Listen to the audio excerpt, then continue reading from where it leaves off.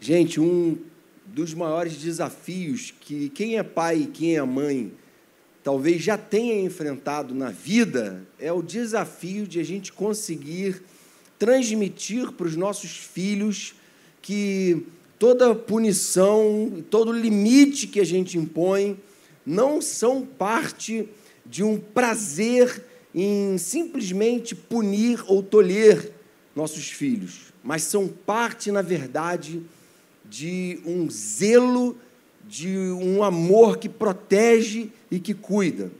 E muitas vezes há crianças que não entendem, e há pais que não entendem a necessidade desse zelo e acabam, enfim, gerando uma confusão que o pecado, não é, confunde as nossas mentes, os nossos corações. E na nossa relação com Deus, essa confusão também pode acontecer.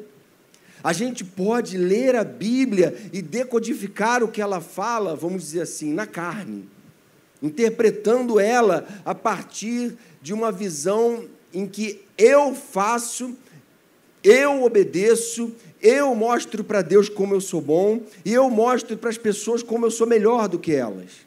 Então, a gente decodifica de uma forma totalmente equivocada os preceitos da lei de Deus e a gente não absorve deles o que eles têm de mais sábio e o que o Evangelho tem de mais lindo.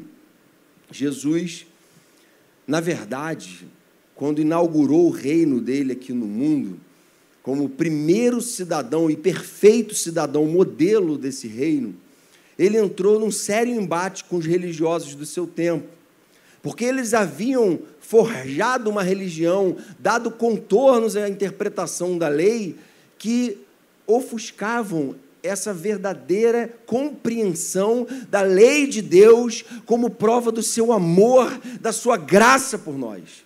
E começaram a lidar com a lei de modo frio, de modo puramente racional, de modo até social, para usarem a lei e a obediência à lei como meio de se sobrepor socialmente sobre pessoas inferiores.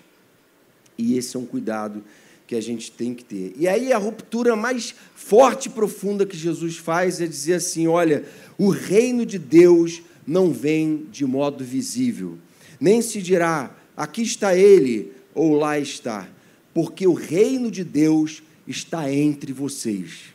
Amém? A versão antiga dizia assim, o reino de Deus está dentro de vós. A verdade é que a experiência do reino de Deus só se torna possível quando a gente é inundado pela presença e pelo poder do Espírito Santo. A palavra diz, 1 João 2,27, quanto a vocês, a unção que receberam dele permanece em vocês, e não precisam que alguém os ensine legalisticamente, moralisticamente, carnalmente, mas como a unção dele recebida, que é verdadeira e não falsa, os ensina acerca de todas as coisas, permaneçam nele como ele os ensinou. Jesus está falando, olha, a verdadeira fé que eu quero que vocês tenham em mim é uma fé que começa dentro e vem de dentro para fora. Não adianta manter uma reputação que não é fruto de um zelo interior, de uma transformação interior, de uma ação sobrenatural do Espírito Santo no coração. De modo que a grande força motriz da experiência que Deus quer que nós tenhamos com Ele, com a lei dEle, é a vida do Espírito Santo. O Espírito Santo vivendo em nós é a experiência do reino de Deus no mundo. Amém? Então, ele ensina a gente a enxergar as coisas à nossa volta, não mais contaminados pelas confusões e distorções do pecado, inclusive a confusão moralista e legalista dos fariseus. Ele ensina a gente a enxergar as pessoas nas suas necessidades, nas suas carências, nas suas limitações e a ter para com elas uma compreensão, uma misericórdia e uma compaixão que, humanamente falando, nossa soberba não permitiria. A gente passa a enxergar tudo à nossa volta, a enxergar e a discernir o mal. E, ao mesmo tempo, a gente passa a amar a lei, a amar o bem e a ter a nossa vida transformada e a viver em novidade de vida.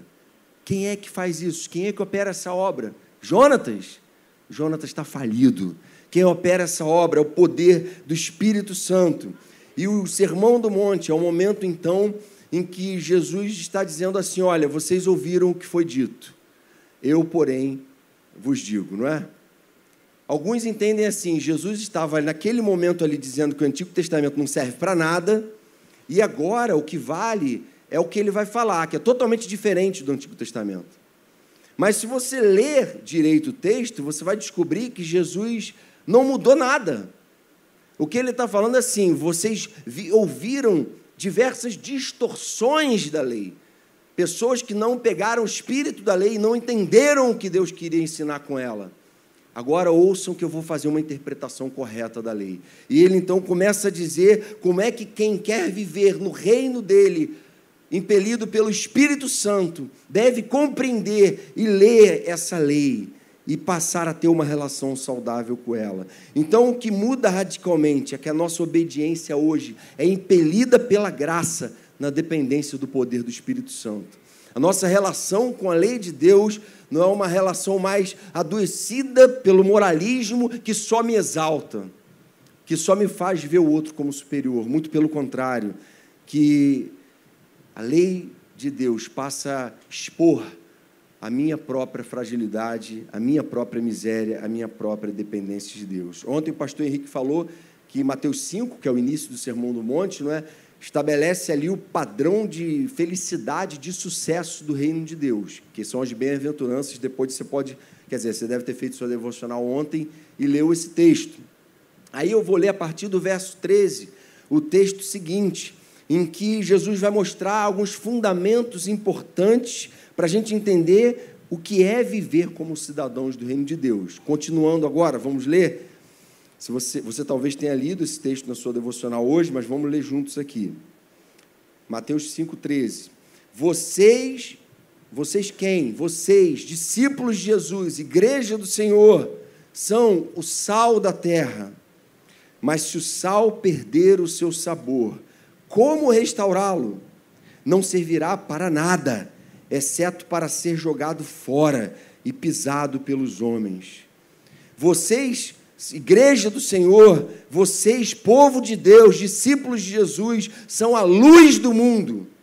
Não se pode esconder uma cidade construída sobre um monte.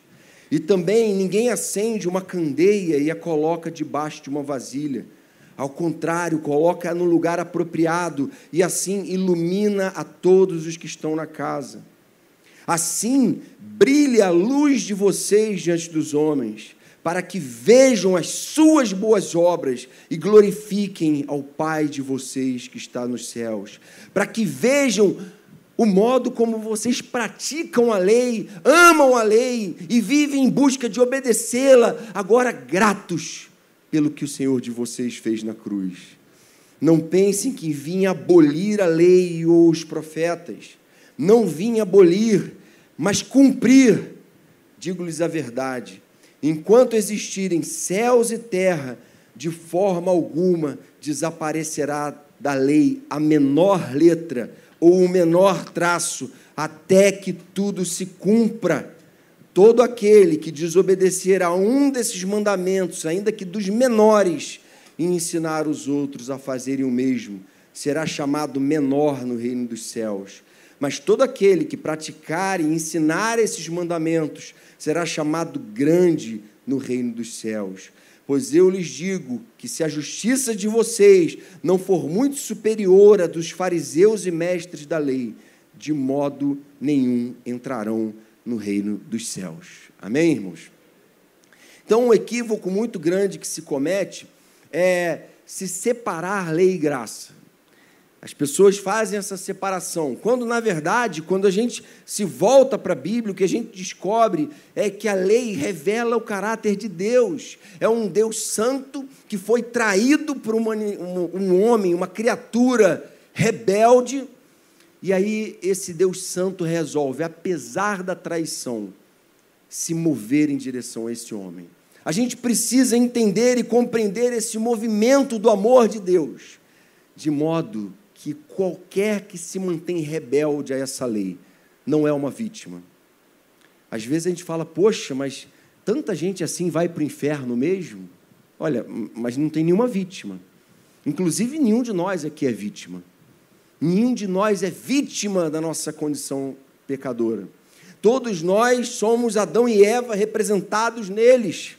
Todos nós herdamos essa natureza e estamos, por natureza, rebeldes contra Deus. Agora, Deus, então, resolve se revelar especialmente ao homem, já como prova cabal da sua graça. Então, a lei é manifestação da graça e do amor de Deus. Amém, irmãos? Um Deus falando assim, eu quero me relacionar com eles, eu não quero entregar eles à desgraça dos seus próprios raciocínios confusos, deturpados e pervertidos. Eu quero que eles conheçam a virtude, que eles tenham a oportunidade de viver em obediência. Agora, o homem caído, sem o Pentecostes, sem a nova aliança, sem a obra de Jesus na cruz, não consegue fazer isso. Sem que ele nasça de novo. E é essa a maravilha que o Evangelho traz para nós de revelação. E aí, irmãos, é importante, alguns talvez aí no estudo, na célula, vão perguntar assim, poxa, ele falou que a gente tem que cumprir a lei, então, mas a lei fala um monte de coisa que não tem como a gente cumprir. As coisas que a lei do Antigo Testamento dizem que não tem como a gente cumprir hoje, tem a ver com os sacrifícios de animais, não é? Que são rituais cerimoniais, para você buscar redenção. Então, o autor de Hebreus faz um tratado de doutorado ali, explicando por que não faz mais sentido o cultivo das leis cerimoniais. E as leis civis, gente, os próprios apóstolos e Jesus no Novo Testamento abraçaram a obediência civil ao Estado que havia na época deles. Então, assim, as leis civis eram do Israel primitivo. As leis civis nós temos hoje no Brasil. Você não precisa mais observar as leis civis do Israel primitivo, que, por coincidência, nem mesmo cadeia tinha naquela época. Era um outro sistema de penalidade. A gente está falando aqui, então, irmãos queridos, de leis morais. Pô, mas você não acabou de falar contra o moralismo, agora você está falando de que a gente tem que obedecer às leis morais? Leis morais são aquilo que é certo e errado. E aquilo que é certo no Antigo Testamento continua sendo certo no Novo. E o que era errado no Antigo Testamento, abominável no Antigo Testamento, continua sendo tão abominável quanto no Novo. É só você ler a Bíblia que você vai ver isso. Então, por que as leis morais são necessárias de serem cumpridas hoje? Porque elas revelam o caráter de Deus. E a Bíblia chama a obediência a elas de santificação, de deixar o pecado de lado. E a gente precisa compreender isso. Vamos aprofundar aqui? Então, vamos entender o que esse texto nos ensina a respeito da graça de Deus, o que ela representa e o desafio para a igreja. Em primeiro lugar, a gente precisa entender, segundo Jesus, que nós, como igreja e como servos e discípulos dele, somos parte de um projeto muito maior do que nós mesmos. Parece muito óbvio falar isso, mas a verdade é que o mundo ocidental, do qual a gente faz parte, está extremamente contaminado e envenenado pelo individualismo, pelo antropocentrismo, pelo hedonismo. O meu prazer é o fim último de tudo e as pessoas estão aqui para me servir. Esse retiro foi organizado por minha causa. A minha esposa tem que fazer do meu jeito, quando eu quero, o que eu quero que ela faça, o meu marido igualmente, meus filhos, o mundo tem que girar ao meu redor. E a gente, então, vai construindo a nossa vida assim, e a gente vê o reflexo desse pensamento nos nossos políticos, por exemplo. Políticos inescrupulosos que vivem, e a gente está vendo um mar de corrupção vir à tona, e a gente sabe que isso não é um privilégio do político, a gente tem empresários corruptos, sonegadores, espertos, a gente tem o mal presente em todo lugar, a gente vê a corrupção presente, a lógica do farinha pouca, meu pirão primeiro, não é? Lei de Gerson, os mais antigos, esses dias o jovem falou, Jean, você falou de lei de Gerson, nunca ouvi isso na vida, né? Então, é isso, farinha pouca, meu pirão primeiro, ou seja, o que importa é que eu seja servido, eu sou o centro. E, numa lógica oriental, havia muito mais um sentido de coletividade. E aí, irmãos queridos, sem a gente perceber, mesmo nós, cristãos, ditos discípulos de Jesus, igreja do Senhor, vamos nos deixando intoxicar por esse pensamento individualista. O Matt Chandler, que é o presidente da rede Atos 29, da qual a gente faz parte, escreveu um livro chamado Evangelho Explícito. Quem me acompanha no Facebook ficou meio cansado de ler Matt Chandler, né, com as 500 postagens que eu fiz dele lá. Uma das postagens que eu fiz dele lá foi a seguinte: facilmente trocamos a centralidade da glória de Deus pela centralidade da nossa própria necessidade. Atingiu o alvo aqui. Facilmente a gente deixa, como cristão, de pensar em termos da nossa vida como algo que deve existir para a glória de Deus, dentro de um projeto muito maior, mais glorioso e eterno, para pensar com base na nossa própria necessidade. O nosso eu, a nossa vontade se torna o centro da nossa vida e o mundo tem que girar ao nosso redor. Francis Chan, no livro Louco Amor, que o Gol está trabalhando, se você não leu ainda, vale a pena comprar, se bobear, tem lá na livraria. Ele usa uma ilustração muito interessante, que ele diz que, na verdade, às vezes, a gente é como aquele figurante do filme, que aparece uma fração de segundo no filme. Mas aí, quando o filme vai estrear, ele reúne a família, reúne os amigos, vamos lá, eu participei desse filme. E aí ele reúne todo mundo, vai com todo mundo para o cinema, esperando aquele momento em que, numa fração de segundo, ele vai aparecer de costas. Quando, na verdade, o protagonista da história, mesmo da nossa história, não somos nós mesmos, mas é Deus. Amém? A gente vive a nossa vida assim. O que o Evangelho, na verdade, toda a revelação de Deus faz? Nos convida a pensar em termos de corpo, em termos de comunidade. Israel, no Antigo Testamento, na verdade,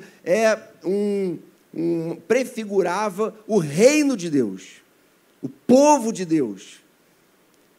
A igreja no Novo Testamento figura também essa realidade do povo de Deus, que, na verdade, o reino de Deus não é delimitado pela igreja, ele é maior do que a igreja, mas a igreja, a comunidade dos redimidos, a igreja invisível, aqueles que de fato se converteram, que de fato passaram por um novo nascimento, aqueles que só o Senhor pode contar e dizer quem são, quem fazem parte dela.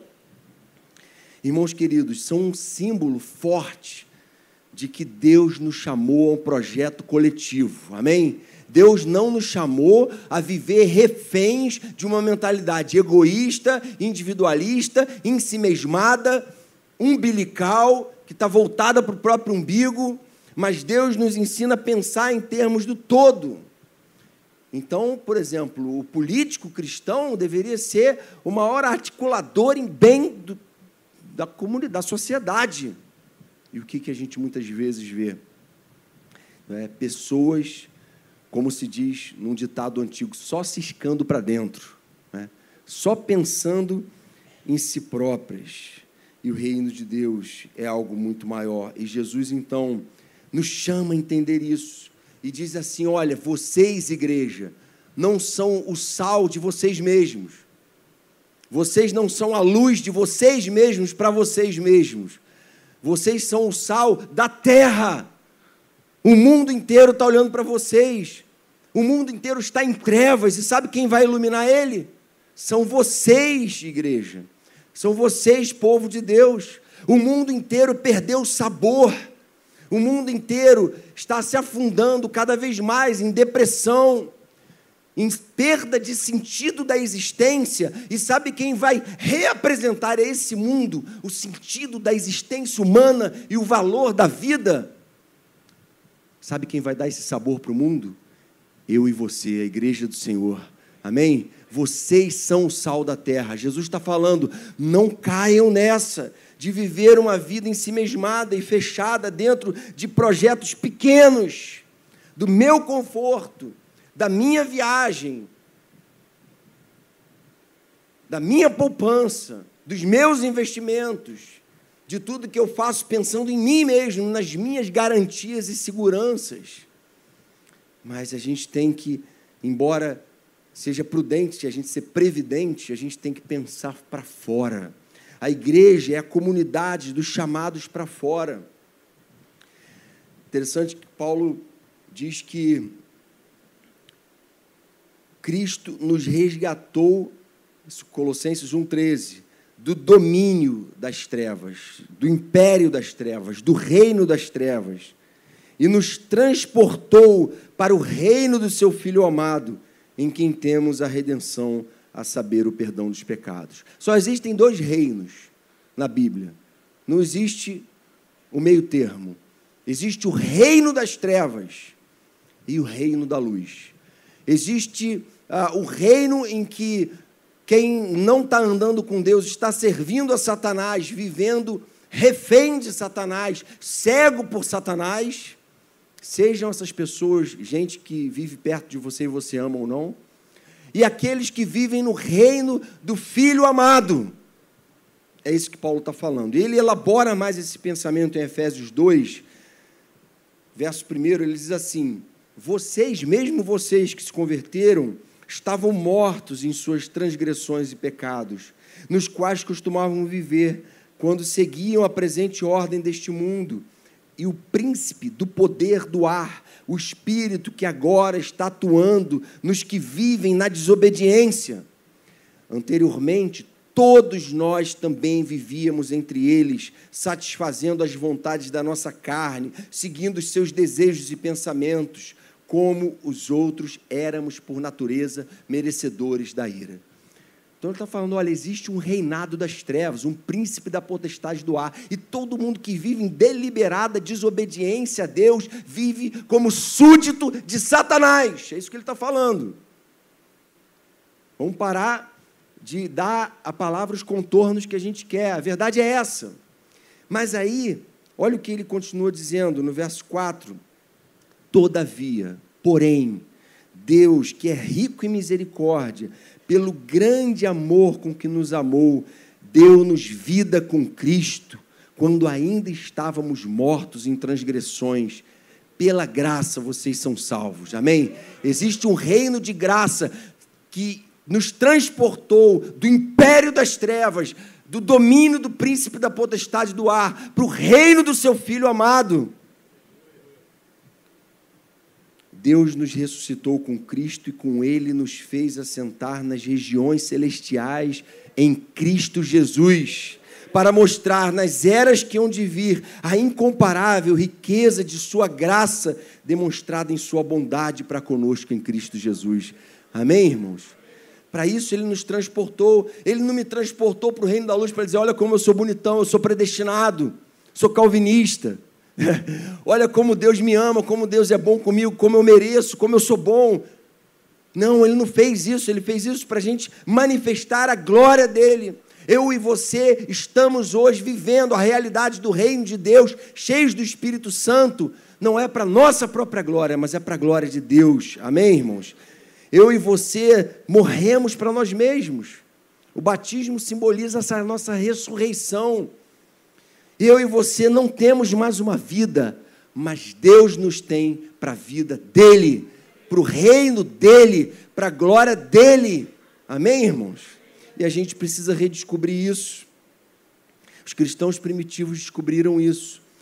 Muitos conhecem a história de Policarpo de Esmirna, que viveu lá no final do século I, foi discípulo do apóstolo João, e ele já velhinho foi colocado na fogueira.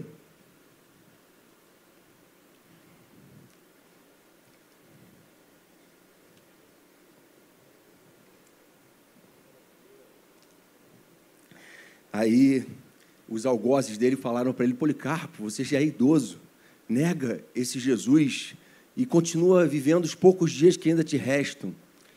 E ele respondeu assim, por 86 anos eu o servi, como então poderia blasfemar contra o meu rei Salvador?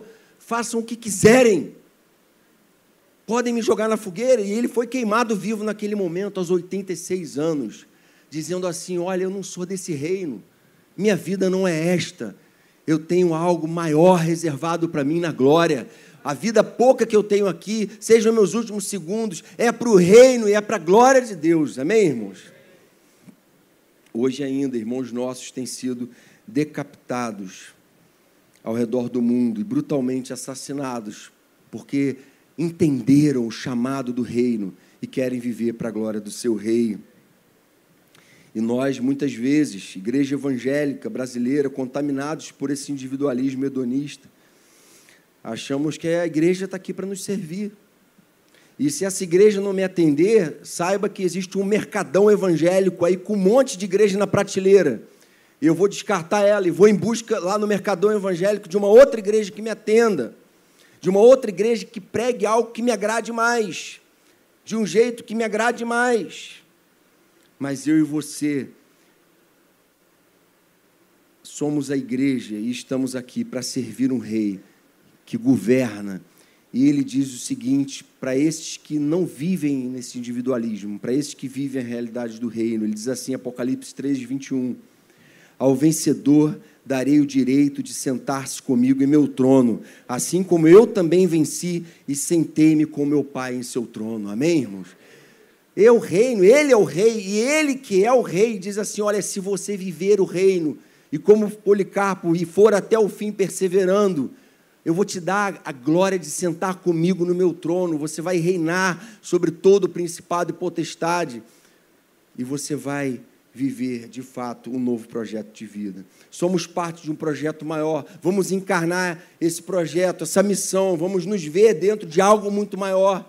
Quando isso acontece, a gente não fica mais com picuinha boba, se pegando por bobagem, guardando rixa, retendo perdão. A gente releva tudo, perdoa tudo. A gente olha como Estevão para os que estavam apedrejando ele e fala assim, Senhor, perdoa, porque não sabem o que fazem. Estão sob domínio de influências malignas, estão no reino do príncipe da potestade do ar. Mas eu posso ser martirizado aqui agora, porque eu estou vivendo já no reino eterno. Amém, irmãos?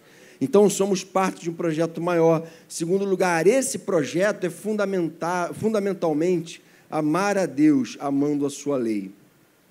Jesus diz assim no verso 17, não pensem que vim abolir a lei ou os profetas. Não vim abolir, mas cumprir. Digo-lhes a verdade, enquanto existirem céus e terra, de forma alguma desaparecerá da lei a menor letra ou o menor traço, até que tudo se cumpra. Não revogo nada, tudo que está escrito ali é como eu penso, é o que eu espero de vocês, é o que eu desejo. E Deus, então, não abole a lei revela o seu caráter. Jesus era o verbo é a palavra em ação, é a ação do próprio Deus, a palavra viva em ação. Jesus encarnou essa palavra. Jesus foi o cidadão perfeito do reino que obedeceu 100% à lei. E esse mesmo Senhor foi quem nos incitou a uma vida santa, de modo que Pedro, o apóstolo Pedro, no Novo Testamento, tempo da graça, como gostam de chamar, ele diz assim, 1 Pedro 1,15, assim como é santo aquele que o chamou, sejam santos vocês também em tudo que fizerem. Amém, irmãos? A busca de santidade é a natureza do verdadeiro convertido. Alguém que passou por um novo nascimento, que tem o Espírito Santo, não consegue viver em fornicação, tendo relação sexual fora do casamento. Não consegue nutrir adultério. Não consegue, por exemplo, manter-se viciado em pornografia sem buscar ajuda. Não consegue viver escravo da mentira, de esquemas, de tramas e negociações fraudulentas. Não consegue continuar vivendo mentiras e falando mentiras em paz, porque agora ele tem o Espírito Santo nele, que gera um incômodo, e lembra ele toda hora, agora você é cidadão do reino, agora você não vive mais segundo essa lógica, agora você tem que pedir para Deus, né, te dar poder para mudar e transformar isso, as coisas têm que mudar. E Pedro conclui citando a lei, dizendo, sejam santos, está escrito, sejam santos, porque eu sou santo. Esse é o chamado da igreja. A grande diferença e fundamental diferença é que agora nós não obedecemos mais dominados por um religiosismo nominal, aparente. A gente não convence a Deus com isso. Agora a gente obedece, impelido pela graça, mediante o poder e o mérito do Espírito Santo. Não tem mais espaço para o moralismo, para a hipocrisia humana. Agora o que Deus quer de você é que você, esquecendo-se das coisas que para trás ficaram, prossiga para o alvo. Amém, irmãos? Esquecendo do que ficou para trás. Você pode falar assim, Jonas, eu estou, até o tempo que eu cheguei aqui no retiro, eu estava vivendo a vida toda errada no reino das trevas mesmo, mal no mundo. E a boa notícia é que você não foi trazido por Deus aqui por acaso. Amém? Você foi trazido aqui, provavelmente, porque Ele tem uma obra a fazer na sua vida. Porque Ele quer te transportar do império das trevas para o reino do seu Filho amado. Jesus diz assim, Marcos 2,17, não são os que têm saúde que precisam de médico, mas sim os doentes. Eu não vim chamar justos. Eu não vim chamar gente que pensa que é boa, que pensa que é virtuosa, que pensa que é melhor do que os outros.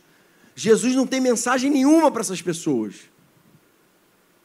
Eu vim chamar pecadores ao arrependimento, amém? Eu não vim chamar santarrões, eu vim chamar pessoas que ficam tristes com o seu pecado, pessoas que estão em busca de viver em novidade de vida. Se você está triste com a destruição que o pecado tem feito em sua vida e com o mundo à sua volta, então o convite do reino de Deus é o convite para você. Sabe por quê, irmãos? Se você não passar por esse novo nascimento, ler a Bíblia vai ficar um negócio insuportável. Ouvir pregação chato, retiro mais chato ainda, tudo vai te irritar. Mas se você passar pela experiência do novo nascimento, você vai começar a ver tudo com as lentes do cidadão do reino de Deus. Amém? Nicodemos procurou Jesus angustiado, que ele não conseguia entender e compreender a graça. E aí Jesus fala para ele assim, ninguém pode ver o reino de Deus se não nascer de novo. Graça não é uma autorização para o relaxamento moral. A graça é o Espírito de Deus nos libertando da escravidão do pecado e nos conduzindo na eternidade na presença de Deus. Aqueles que não foram visitados pelo Espírito, não nasceram de novo, para essas pessoas, entregar os dízimos, isso é uma coisa aí religiosa, não é uma coisa que eu faço por obrigação. E a gente louva a Deus porque a gente não tem nenhum controle fiscal sobre quem entrega e quem não entrega. Ninguém deve entregar porque está se sentindo obrigado ou porque isso vai te dar um status social maior diante da igreja. Ninguém sabe, isso é uma coisa entre você e Deus. Agora, quem nasceu de novo, que alegria entregar, que alegria participar desse projeto. Eu acredito nesse projeto, amém? Por que eu invisto? Porque eu acredito. Projeto do reino de Deus, que tem salvado vidas, transformado vidas. Plano de leitura, ficar um ano inteiro lendo 3, 4 capítulos da Bíblia, entendem como se torna um peso? Agora, o Espírito Santo veio, desceu, despertou compromisso no coração, e aí a vida muda, e agora eu quero participar desse plano. E a gente entende, então, que até a nossa aliança com Deus é sustentada pela providência. Alguns podem dizer assim, Jonas, mas você está falando isso aí, mas eu não passei ainda por um novo nascimento. Eu creio que se você está aqui agora me ouvindo, Deus quer que você passe por ele, amém? Não é um pensamento positivo, não é uma palavra de vitória vazia de alguém que não tem moral nenhuma para falar isso, mas a base de eu crer nisso é porque Deus te trouxe aqui. Não se deixe convencer por nenhuma outra coisa, porque é mentira. Eu vim porque um amigo me chamou, eu vim porque não tinha mais o que fazer. Não creia nisso. Passar 4 dias acampado com 700 pessoas, ou você não regula bem, ou o próprio Deus te chamou e te atraiu, te trouxe. E se Ele te trouxe, fica ligado, porque Ele pode querer te dar um novo nascimento aqui nesses dias. Ele pode querer derramar o Espírito dele sobre a sua mente, sobre o seu coração. Ele pode te despertar o seu coração com uma alegria que você não vai saber explicar, com a capacidade de um perdão que você não tem em você mesmo, com um prazer e uma exultação que vai te fazer chegar na hora do louvor e adorar, engrandecer a Deus, e você nunca fez isso na vida, porque você nunca nasceu de novo. Esteja aberto, porque a qualquer momento Ele pode te visitar, e você então vai cantar junto com a gente: teu reino vem em maravilha e eterna graça, o amor tudo novo fez, o amor torna tudo lindo outra vez, amém, irmãos?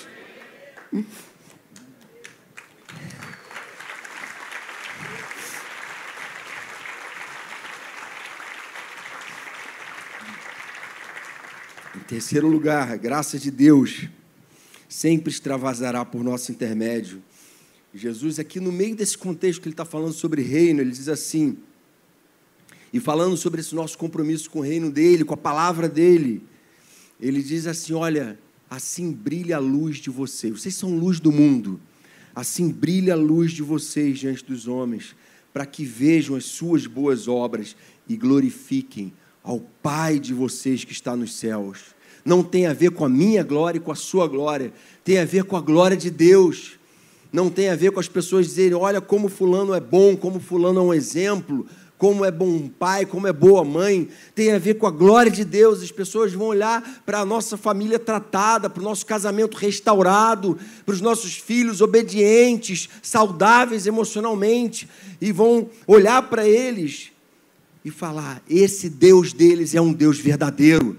Como é que pode aquele casal que vivia se engalfinhando agora, que consegue ter respeito um pelo outro? Como é que pode uma família desajustada ser restaurada, tratada?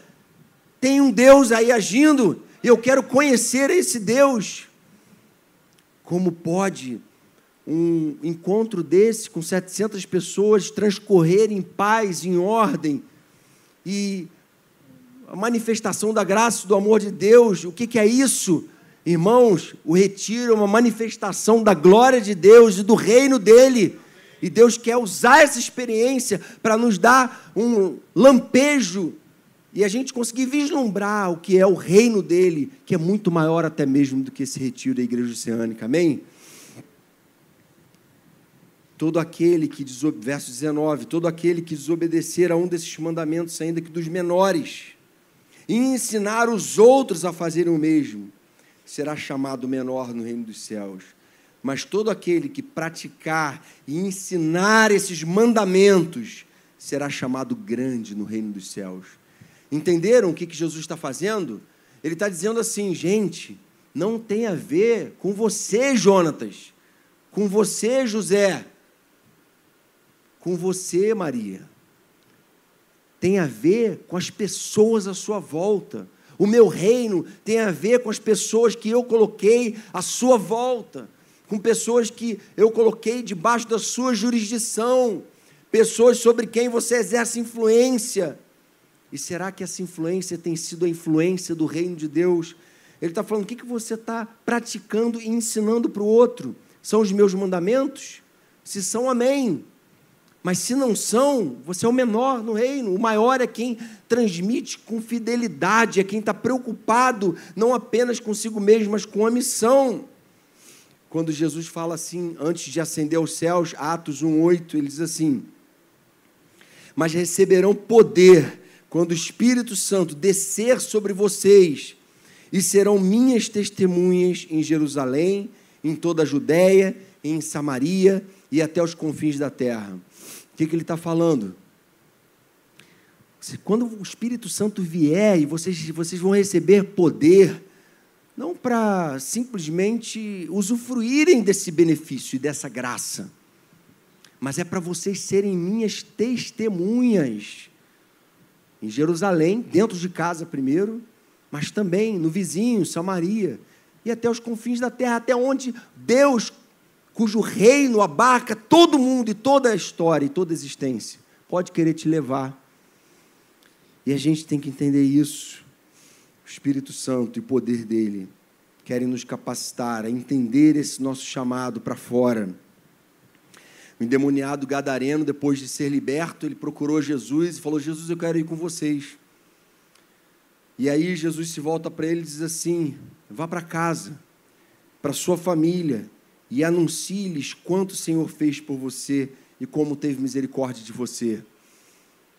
Eu não quero que você entenda que a minha obra acabe em você, que você era o fim da história, você era o protagonista, tudo aconteceu para que você fosse alcançado. Não, volta para casa.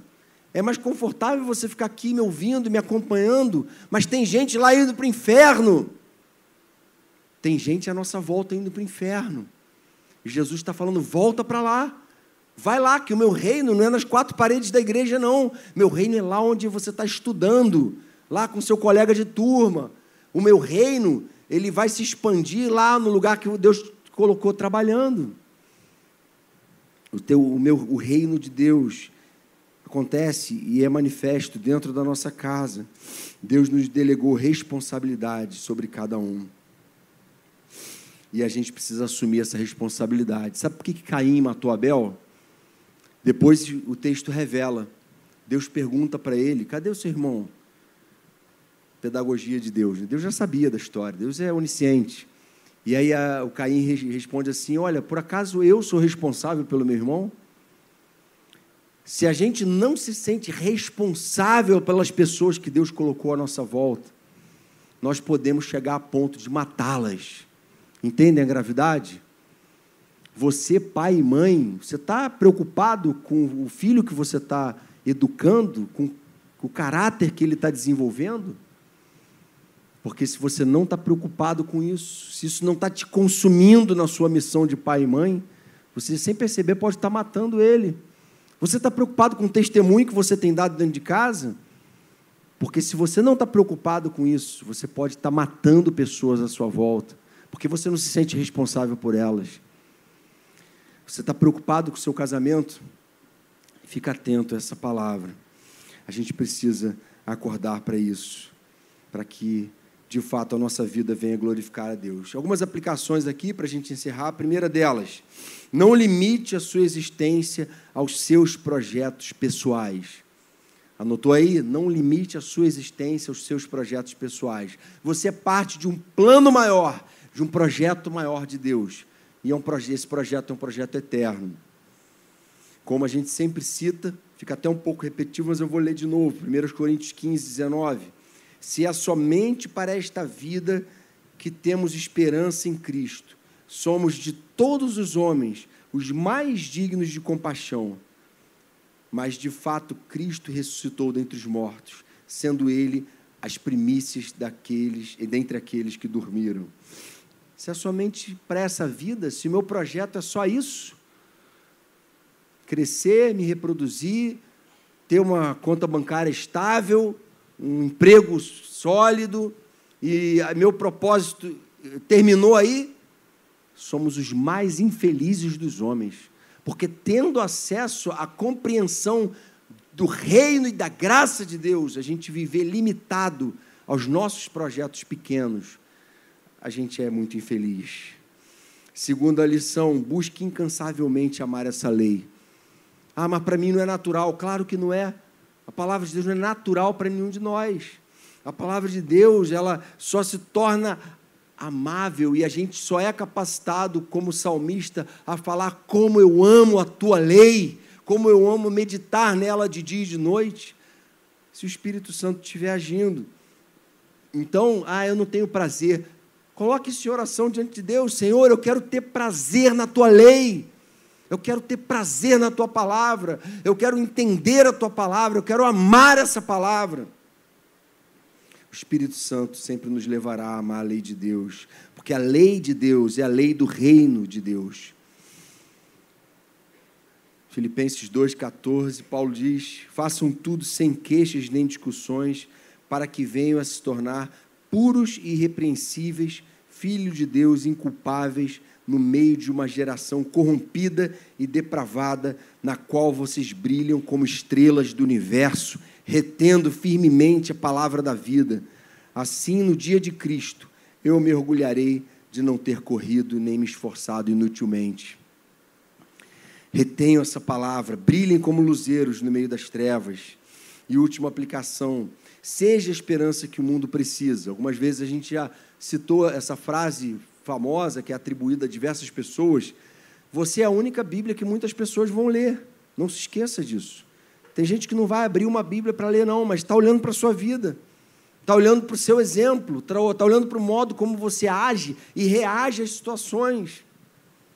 Quando vivermos a realidade do reino de Deus aqui neste mundo, a graça de Deus vai extravasar por nosso intermédio e a gente então vai ser capacitado a ser agente da esperança de que o mundo tanto precisa. Amém, irmãos? Vamos orar?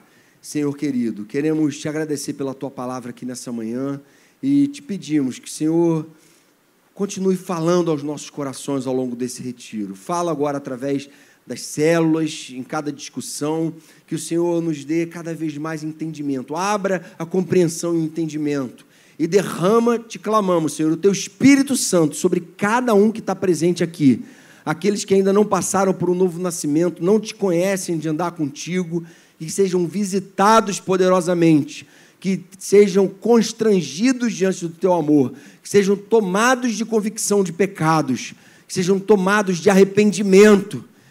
Isso, Pai, não constrangidos por homem algum, mas constrangidos pelo que o Senhor fez naquela cruz por nós, constrangidos pelo Pentecostes, pela possibilidade de vivermos cheios do teu Espírito. Em teu nome que te pedimos, Jesus. Amém, Pai.